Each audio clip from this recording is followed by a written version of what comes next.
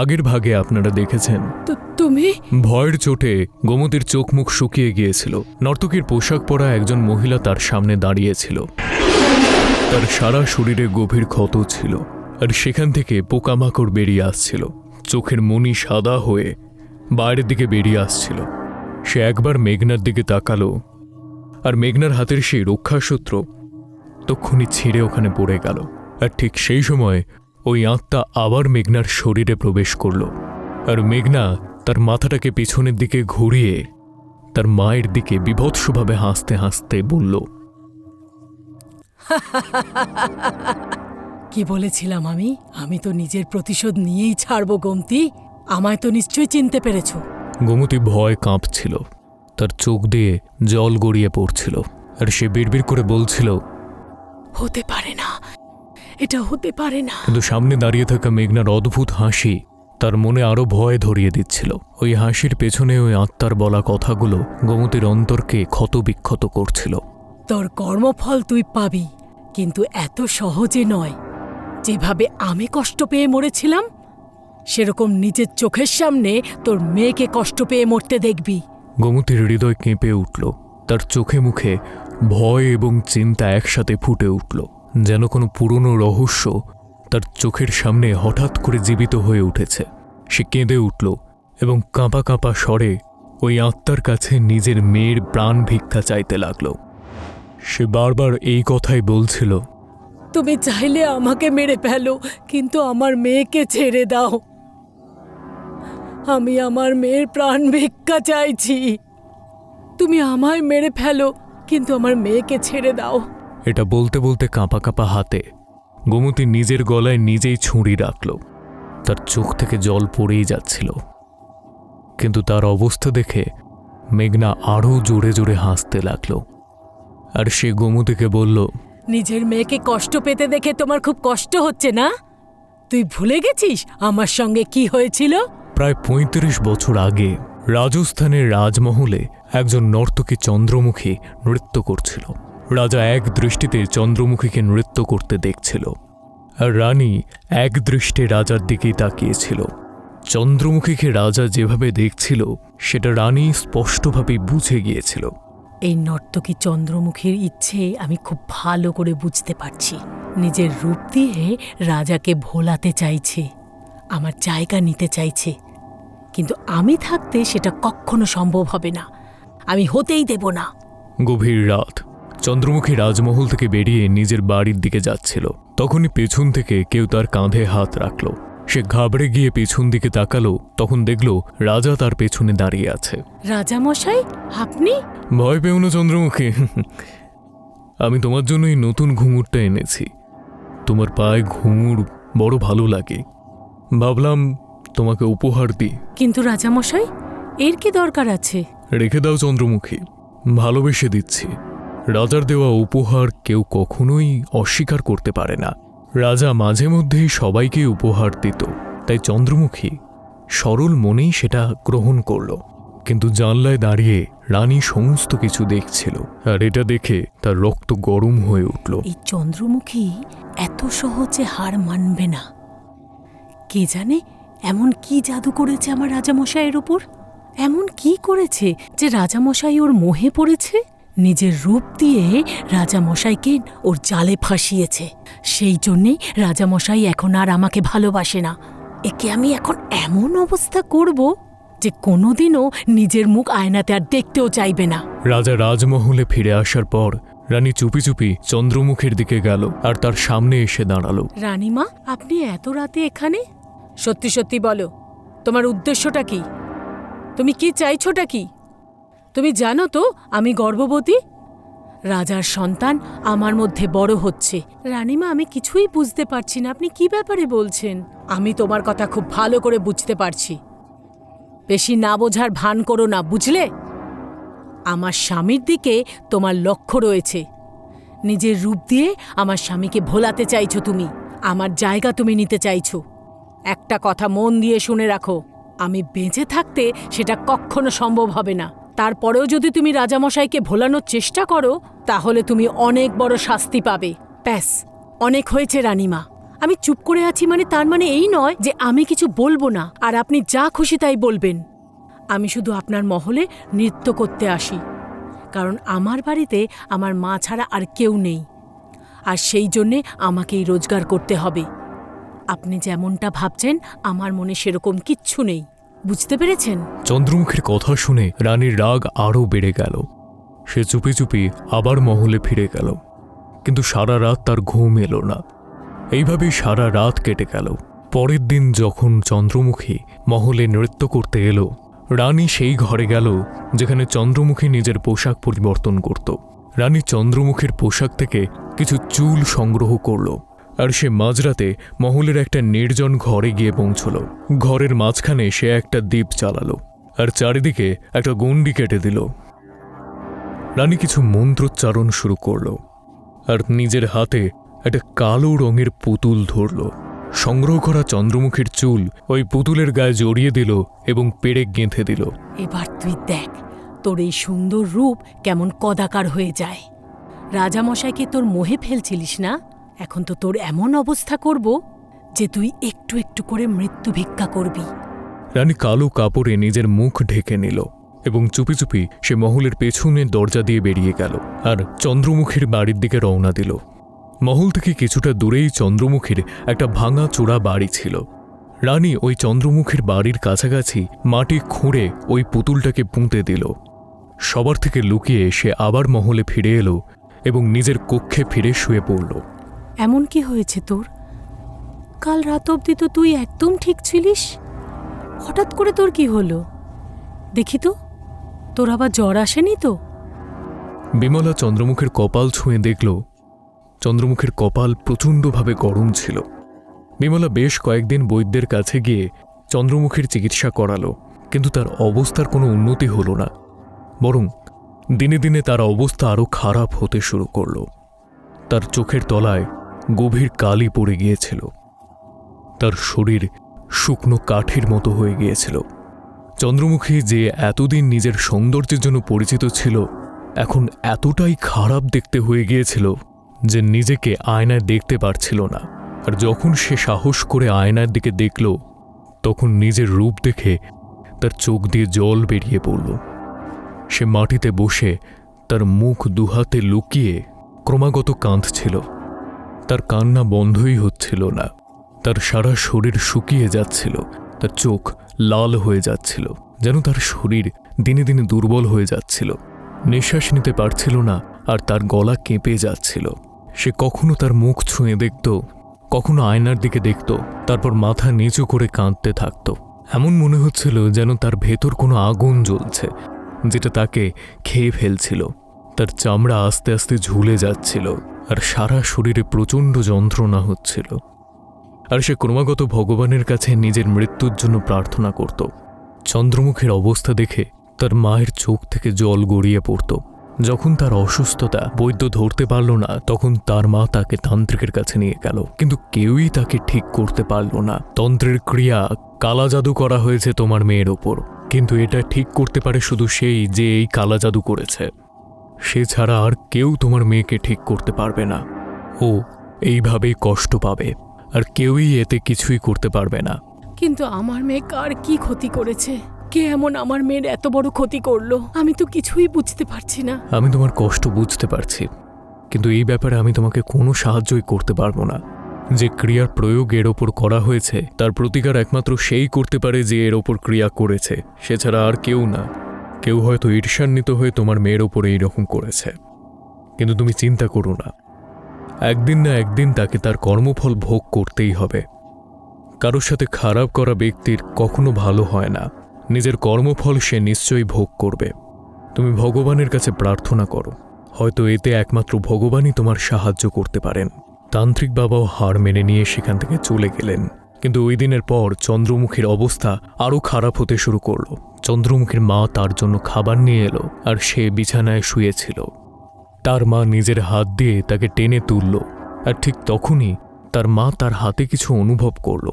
যখন চন্দ্রমুখীকে বসিয়ে দেওয়ার পর তার মা তাকে লক্ষ্য করল, সেটা দেখে চন্দ্রমুখীর মা ভয় পেয়ে গেলেন, কারণ চন্দ্রমুখীর পিঠের ওপর পোকা ঘুরে বেড়াচ্ছিল, আর তার কোমরের মাংস পুরোপুরি গলে গিয়েছিল। শরীরে হাড় বাদে আর কিছুই চোখে পড়ছিল না। বিমলা কাঁদতে কাঁদতে ওই পোকাগুলোকে কোমর থেকে ঝেড়ে ফেলল, আর কাঁদতে কাঁদতে চন্দ্রমুখীকে খাবার খাওয়াতে লাগল। সে ঠিক করে এক দানাও খেতে পারছিল না, আর সমস্ত খাবার তার মুখ থেকে পড়ে যাচ্ছিল। আমি আমার মেয়ের এত কষ্ট দেখতে পাচ্ছি না। হে ভগবান, আমার মেয়েকে যদি সুস্থ করতে না পারো তাহলে নিজের কাছে স্থান দাও, আর আমাকেও নিজের কাছে নিয়ে যাও। নিজের মেয়েকে এইভাবে দেখতে পারবো না। বিমলা চন্দ্রমুখীর পিঠে ওষুধ লাগিয়ে দিল এবং কাঁদতে কাঁদতে শুয়ে পড়ল। পরের দিন সকালে যখন চন্দ্রমুখী তার মাকে ডাকল, তখন তার মা কোনো উত্তর দিল না। চন্দ্রমুখী উঠে বসে দেখল তার মা মারা গেছেন। এই পৃথিবীতে তার মা ছাড়া আর কেউ ছিল না। চন্দ্রমুখীর চোখ থেকে জল গড়িয়েই পড়ছে। চন্দ্রমুখীর কাঁদার শব্দ শুনে তার প্রতিবেশীরা সেখানে গিয়ে জড়ো হলো। তার মায়ের শেষকৃত্যের জন্য তৈরি হতে লাগল। মায়ের শেষকৃত্যের পর চন্দ্রমুখী নিজের বিছানায় মৃতপ্রায় অবস্থায় পড়েছিল। তখনই রানী তার বাড়িতে এলো। শুনলাম তোমার মা মারা গেছে, খুব কষ্ট পেলাম। আর তোমার এই অবস্থা দেখেও সব নিজের কর্মফল। তুমি নিশ্চয়ই এমন কিছু করেছো যার ফল তুমি ভোগ করছো। আমি খুব ভালো করে জানি আমার সঙ্গে যা হচ্ছে সব তোমারই জন্যে। তোমার জন্যেই আজকে আমার এই অবস্থা। তোমার জন্যেই আমার মা আর এই পৃথিবীতে নেই। সব তোমার দোষ। আমার জন্য নয়, সব তোমার নিজের জন্য। কি বলেছিলাম আমি? আমার থেকে তুমি দূরে থাকো। তুমি আমার জায়গা নিতে চাইছিলে, এবার দেখালাম তো তোমার আসল জায়গা। এমন অবস্থা করেছি আমি তোমার, না তুমি বেঁচে থাকতে পারবে না মরতে পারবে। তোমাকে এই অবস্থায় দেখে আমার খুব আনন্দ হচ্ছে। এখন এইভাবেই ভোগো, আর তিলে তিলে কষ্ট পেয়ে নিজের মৃত্যুর অপেক্ষা করো। রানীর মুখ থেকে যখন চন্দ্রমুখী সত্যিটা জানতে পারল, তখন তার চোখে মুখে ক্রোধ ফুটে উঠল। রানী তার অবস্থার ওপর হাসতে হাসতে সেখান থেকে বেরিয়ে গেল। কিন্তু চন্দ্রমুখীর জন্য তার এই কষ্ট অসহনীয় হয়ে পড়েছিল। এতদিন তো সে তার মাকে দেখে কোনো মতে বেঁচেছিল, কিন্তু মা চলে যাওয়ার পর সে নিজেকে সামলাতে পারল না। সে এতটাই কষ্ট পাচ্ছিল যে নিজেই নিজের প্রাণ নিয়ে নেবে বলে ঠিক করল। সে ঘরে পড়ে থাকা একটা ছুরি ওঠালো আর নিজের গলায় বসালো। তার চোখ দিয়ে ক্রমাগত জল গড়িয়ে পড়ছিল। তোর জন্যে আমার এই অবস্থা হয়েছে গোমতী। তোর জন্যেই আমার মা কষ্ট পেয়ে মারা গেছে, আর তোর জন্যেই আমি আমার জীবনটাকে আজকে শেষ করে ফেলছি। আমি অভিশাপ দিলাম আমি আবার ফিরে আসব, আর সেই দিন শেষ করে দেব তোকে আর তোর পুরো পরিবারকে। যেভাবে আমি তিলে তিলে কষ্ট পেয়ে নিজেকে শেষ করে ফেলছি, একই দৃশ্য তুই নিজেও দেখবি। তুইও নিজের মৃত্যু ভিক্ষা করবি, নিজের পরিবারের মৃত্যুর ভিক্ষা করবি, কিন্তু মৃত্যুর সুখ পাবি না তুই। চন্দ্রমুখী সেই সময় নিজে আত্মহত্যা করল, কিন্তু যেভাবে সে নিজের প্রাণ কেড়ে নিয়েছিল তার আত্মা মুক্তি পায়নি, বরং প্রতিশোধের জন্য এদিক ওদিকে ঘুরে বেড়াচ্ছিল। কিছুদিনের মধ্যেই রানীর প্রসবের দিন চলে এলো। তার প্রসব পীড়া হতে লাগলো। রাজবাড়ির ধাইমাকে সেখানে ডেকে পাঠানো হলো। রানী প্রচণ্ডভাবে যন্ত্রণায় কাতরাচ্ছিল। কিছুক্ষণ পর সে একটা বাচ্চার জন্ম দিল, কিন্তু সেই বাচ্চাটাকে দেখে ধাইমা প্রচণ্ড জোরে চিৎকার করে উঠল। বাচ্চা মারা গিয়েছিল এবং তার সারা শরীর নীল হয়ে গিয়েছিল। তার বুকের ওপর একটা তন্ত্রের চিহ্ন ছিল, যেটা দেখে ধাইমা অনেক কিছু বুঝতে পারল। কি হয়েছে দাইমা? অনেক বড় অনর্থক ঘটে গেছে। এটা একটা অশুভ সংকেত। ব্যাপারটা শুধু এইটুকুনিতেই সীমাবদ্ধ নয় রানীমা, যে আপনার বাচ্চা মৃত, বরং আপনার জীবনে আরও বড় অঘটন ঘটতে চলেছে। শুরুটা এখান থেকে হয়েছে। কোনো অতৃপ্ত আত্মা আপনার ওপর ভর করেছে। উনি আপনাকে নির্বংশ করবে। কোনো বাবাকে ডেকে নিয়ে এসে আপনার চিকিৎসা করান, না হলে সব শেষ হয়ে যাবে। এসব আপনি কি বলছেন দাইমা? আমি একদম ঠিক বলছি। আপনি পুজো আর্চা করান বাড়িতে, না হলে অনেক বড় অঘটন ঘটবে রানীমা। রানী তার বাচ্চার মৃত্যু শোক কাটিয়ে উঠতে না উঠতেই একদিন রাতে মহলে ঘুঙুরের আওয়াজ শুনতে পেল। সে আওয়াজ শুনে রানীর পুরো শরীর ভয় কাঁপতে লাগলো। তার সারা শরীর ঘামে ভিজে গিয়েছিল এবং ভয়তে তার সারা শরীর কাঁপছিল। সে ভয়তে বিছানা ছেড়ে উঠে দাঁড়ালো, কিন্তু যেই সে সামনের দিকে তাকালো অমনি দেখতে পেল চন্দ্রমুখী তার সামনে দাঁড়িয়েছিল। তার শরীরে হাড় ছাড়া আর কিছুই ছিল না, সারা শরীর থেকে মাংস গলে পড়ে গিয়েছিল। আর সে ভয়ানকভাবে হাসতে হাসতে রানীর দিকে এগিয়ে আসছিল। তাকে দেখে রানী পেছনে হাঁটতে লাগলো, কিন্তু হঠাৎই হোঁচট খেয়ে সে মাটিতে পড়ে গেল। চন্দ্রমুখীর আত্মা তার উপর ঝাঁপিয়ে পড়ল। রানী জোরে চিৎকার করল। তার চিৎকারে সারা মহল কেঁপে উঠল। তার চিৎকার শুনে রাজার ঘুম ভেঙে গেল। রাজা দৌড়ে এলো আর রানীকে বিছানার ওপর বসালো। কি হলো তোমার? তুমি নিচে কি করে পড়ে গেলে? আর তুমি চিৎকার করছিলে কেন? তুমি ঠিক আছো তো? না, ও এসেছিল, ও আমাকে মেরে ফেলতে এসেছিল। ও আমার বাচ্চাকেও মেরে ফেলেছিল। এখন ও আমাকে আর ছাড়বে না। কে কে তোমার বাচ্চাকে মেরে ফেলেছে? আর কে তোমাকে ছাড়বে না? চন্দ্রমুখী, চন্দ্রমুখীর আত্মা, সেই এসেছিল। তুমি তান্ত্রিককে ডাকো, না হলে ও কাউকে ছাড়বে না। কি? চন্দ্রমুখীর আত্মা? কিন্তু সে তোমাকে বিরক্ত করবে কেন? তুমি ওর কি ক্ষতি করেছ? ভয়ের চোটে রানী একটা কথাও বলতে পারল না। সেই দিন রাতটা কোনো রকমে কেটে গেল। পরদিন রাজা একজন তান্ত্রিককে মহলে ডাকল। সন্ধে হতেই মহলের মধ্যে তান্ত্রিক একটা গণ্ডি কাটল আর গণ্ডির মধ্যে অগ্নি প্রজ্বলন করে ওখানে বসে পড়ল। সে কিছু মন্ত্র পড়ে চন্দ্রমুখীর আত্মাকে ওখানে আসার জন্য নির্দেশ দিল। আর ঠিক তখনই রানীর শরীর জোরে জোরে কাঁপতে লাগলো আর সে জোরে জোরে হাসতে লাগলো।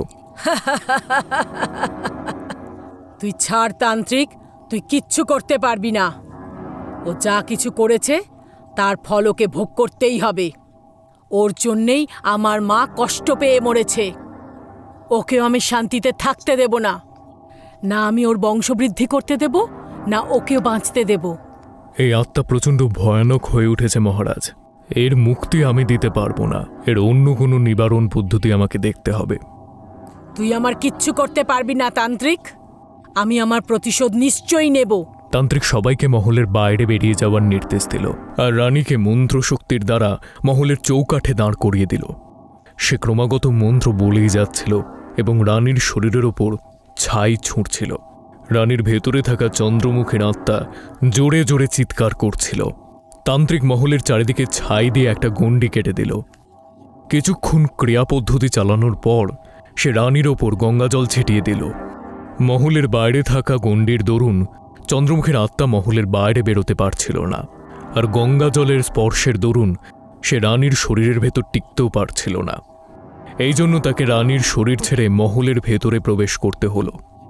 এই সময় রানী জ্ঞান হারিয়ে মহলের বাইরে পড়ে গেল। এই সুযোগে তান্ত্রিক মহলের দরজা বন্ধ করে দিল আর তার উপর মন্ত্রপুত তাবিজ আর রক্ষাসূত্র বেঁধে দিল, যাতে চন্দ্রমুখীর আত্মা সারা জীবনের জন্য ওই মহলের মধ্যেই থেকে যায়। আমি মন্ত্রশক্তির দ্বারা ওর আত্মাকে মহলের মধ্যে বন্দি করে রেখেছি। এক্ষুনি এই মহল ছেড়ে এখান থেকে চলে যাও, আর এত দূরে চলে যাও যে কখনো এখানে আর ফিরে না আসো। এটা এখন সারা জীবনের জন্য বন্ধ থাক। যদি কখনো এই দরজা খুলে যায় তাহলে সেটা তোমার বিনাশের কারণ হবে। চলে যাও, এক্ষুনি চলে যাও। রাজার কাছে আর কোনো উপায় ছিল না। সে রানীকে নিয়ে অনেক দূরে একটা ছোট গ্রামে চলে গেল। চন্দ্রমুখীর আত্মা হয়তো ওই মহলের মধ্যে বন্দী ছিল, কিন্তু তার অভিশাপে রাজা দরিদ্র হয়ে গেল। তার কাছে না থাকলো কোনো টাকা পয়সা, না কোনো সম্পত্তি। সময় কাটতে লাগলো। রানী 7 সন্তানের জন্ম দিল, কিন্তু প্রত্যেকবার সন্তান জন্ম নেওয়ার কিছুক্ষণের মধ্যেই মারা যেত। প্রত্যেক নতুন স্বপ্নের সাথে একটা নতুন করে আতঙ্ক সৃষ্টি হলো। 11 বছর বাদে রানী একজন কন্যা সন্তানের জন্ম দিল, কিন্তু ওই সময় রাজার মৃত্যু হলো। ওই দিনের পর থেকে রানীর ওপর অভিশাপ ফলতে লাগল। ধীরে ধীরে রানীরও সেই অবস্থা হতে লাগলো যেটা চন্দ্রমুখীর হয়েছিল। তার চোখে সেই শূন্যতা, সেই ভয়, সেই চিন্তা ছিল। বছর ঘুরতে লাগলো। তার মেয়ে মেঘনা বড় হলো। একদিন খেলতে খেলতে অথবা কোনো অদৃশ্য শক্তির টানে মেঘনা তার পুরনো বন্ধুদের সাথে সেই মহলে পৌঁছে গেল। সেই মহল যেটা তান্ত্রিক মন্ত্রশক্তি দিয়ে বন্ধ করে দিয়েছিল। এমন মনে হচ্ছিল যেন ওই দরজা ওর জন্যই অপেক্ষা করছিল। যেই ওই দরজাটা খুলল, মৃত্যুর খেলা শুরু হলো। চন্দ্রমুখীর আত্মা রাজার বংশকে চিনে ফেলেছিল, আর হয়তো ওই আত্মাই মেঘনাকে বারবার স্বপ্নের মধ্যে দিয়ে ওই মহলের ছবি দেখিয়ে মেঘনাকে ওখানে টেনে এনেছিল। আমি বলেছিলাম না আমি আমার প্রতিশোধ নেবই। আজকে তোর চোখের সামনে তোর মেয়েকে কষ্ট পেয়ে মরতে দেখে আমার খুব আনন্দ হচ্ছে। আজকে আমি খুব খুশি হয়েছি। আমার মাও ঠিক এইভাবে কষ্ট পেয়েছিল, কিন্তু এই কষ্ট আর বেশিক্ষণ থাকবে না। গোমতী ফুঁপিয়ে ফুঁপিয়ে কাঁদছিল। মেঘনা এই সময় জ্ঞান হারিয়ে নিচে পড়ে গেল। পরদিন সকালে যখন তার চোখ খুলল, সে দেখল তার শরীরে মাংস বলে কিছুই নেই। তার মুখের সমস্ত সৌন্দর্য চলে গিয়েছিল, সমস্ত মাংস গলে গলে পড়ছিল, আর গলায় পোকামাকড় ঘুরে বেড়াচ্ছিল। তার শরীরে বীভৎস যন্ত্রণা হচ্ছিল। সে নিজের এই অবস্থা আর দেখতে পাচ্ছিল না, আর না এই যন্ত্রণা সহ্য করতে পারছিল। ধীরে ধীরে সেও চন্দ্রমুখীর মতো অসহায় হয়ে পড়েছিল। কাঁপতে কাঁপতে সে পাশে পড়ে থাকা একটা ছুরি তুলল এবং সেটা নিজের গলার কাছে ধরল। তাকে এই অবস্থায় দেখে গোমতী চিৎকার করে উঠল। সে নিজের মেয়ের প্রাণ ভিক্ষা চাইছিল, কিন্তু গোমতীর অবস্থা দেখে চন্দ্রমুখীর আত্মা জোরে জোরে হাসতে লাগল। মা, আমি আর কষ্ট সহ্য করতে পারছি না, আর সহ্য করতে পারছি না এই ব্যথা। এই ব্যথা অসহ্যকর। আমি আর কষ্ট নিতে পারছি না, তাই নিজেকে শেষ করে দেওয়া ছাড়া আমার কাছে আর কোনো পথ নেই। গোমতীর চোখের সামনেই মেঘনা আত্মহত্যা করল। গোমতীর কৃতকর্মের ফল আজ তার মেয়েকে ভোগ করতে হলো। এই সব দেখে সে সম্পূর্ণভাবে ভেঙে পড়ল। সে নিজের কৃতকর্মের জন্য আফসোস করতে লাগল। সে কাঁপা কাঁপা হাতে পাশে পড়ে থাকা ছুরিটা তুলে নিল এবং পরক্ষণেই সমস্ত কিছু স্তব্ধ হয়ে গেল। ওই দিন চন্দ্রমুখীর প্রতিশোধ সম্পূর্ণ হলো। ওর আত্মা এখন পুরোপুরিভাবে মুক্ত, কিন্তু মেঘনা এবং গোমতীর আত্মা না জানি কত যুগ ধরে ঘুরে বেড়াবে ওই পুরনো মহলে নিজেদের মুক্তির জন্য।